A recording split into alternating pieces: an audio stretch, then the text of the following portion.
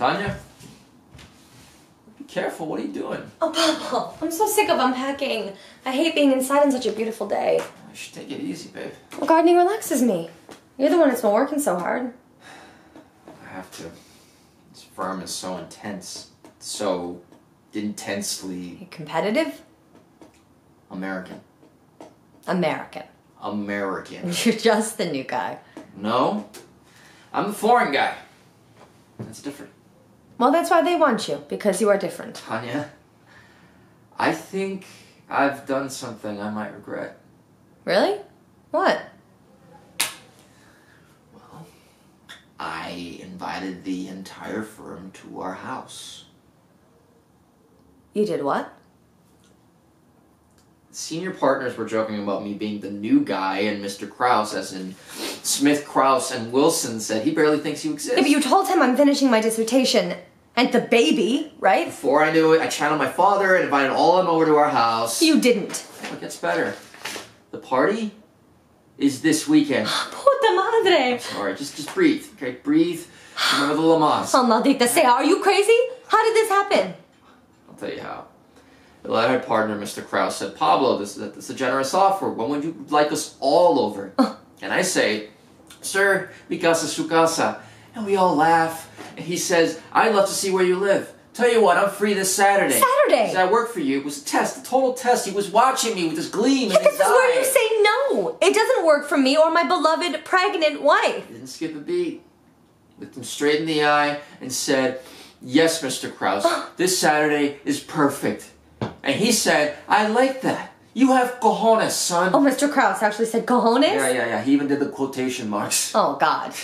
You know, I see it as this form of cultural outreach, which could be a good partner sign for me. No, nothing about this ballsy machista law firm party planning is good. I know, but Tanya, this could be bigger than Steven Johnson's Martini Happy Hour.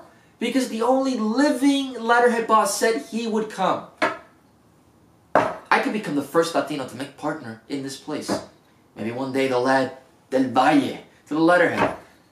That would be a first, huh? Oh, Pablo. It was fight or flight, Tanya. It was fight or flight, and you've taught me to never run away from a fight. 60 strangers in 6 days. But we don't have enough furniture. Our walls are half painted, our plaster is cracked, and I have my own research to do before the baby comes. It's just too much. You are trying too hard. I know. Yeah, I know. It's too much. I mean, I don't want to let you down. I don't want to let the baby down. I want to fix up the house for us. I need to make parts. So an impromptu party for the whole firm? I don't know what I was thinking. We can't have a fixer-upper up in 6 days. So we are up front. Confident. Show them that we do-it-yourselfers, that we're do-it-yourselfers in the best way. We have the party outside. Outside? Yes, in this beautiful yard, with our gorgeous tree. Tanya, our yard is not beautiful. Well, not yet, but it can be. Your native garden? Well, I've had the design in my head since we bought the place. And if we pull away some of that patched grass, get rid of those plants, and allow those there to get some light, plant some bushes and wildflowers, and the oak looks so majestic. Oh my God, this could be very exciting. Maybe some ferns over there. Yeah, no, but we agreed to fix the house, and then you could start thinking about the garden. Pablo, do you want your party or not? Well, I was thinking barbecue.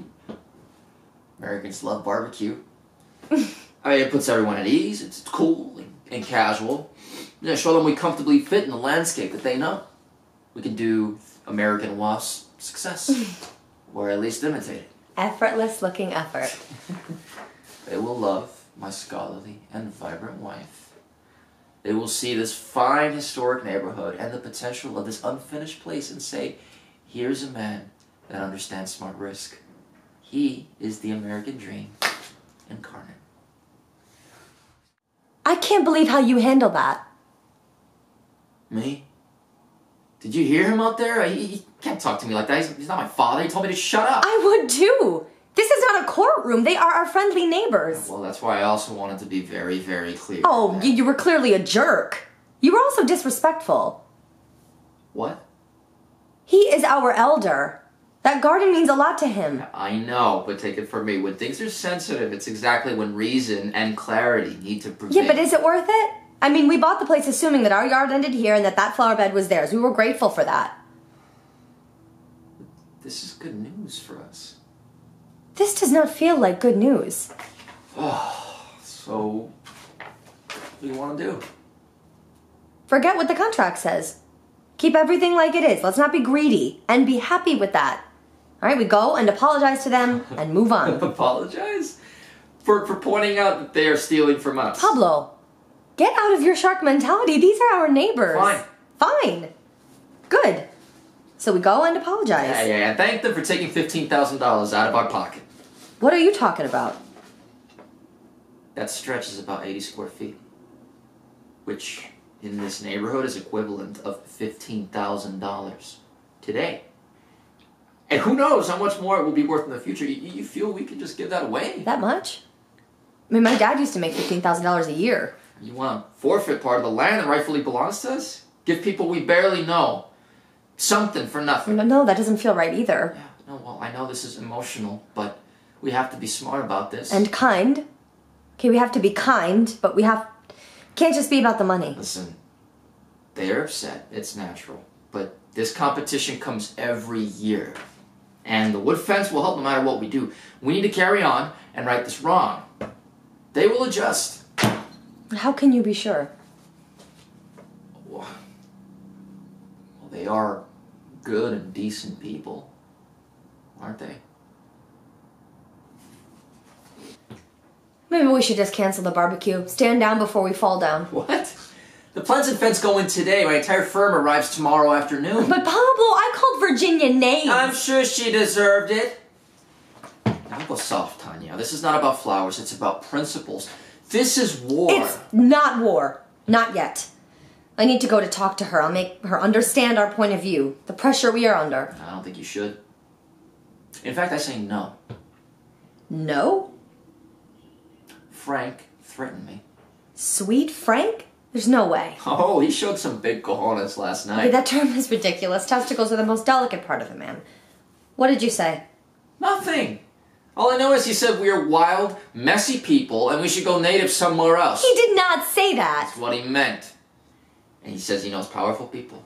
He says he works for the agency. What does that mean? Well, Jillian means very bad things. Do you think Frank Butley is CIA?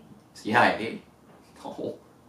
Frank thinks ferns are a form of torture. Yeah, but he knows powerful people. And she's a defense contractor. What have we gotten ourselves into? Nobody tells me what I can and cannot do. Not in my house. Not in my backyard! Pablo, are you feeling okay? That's nothing. He's getting to me. But we will not be bullied and threatened into submission. Pablo, they are our neighbors. We have to live next to them. Our children will have to live next to them. They're researching adverse possession. Mr. and Mrs. Frank Butley are invoking squatter rights? Do they have a case? I told them they did.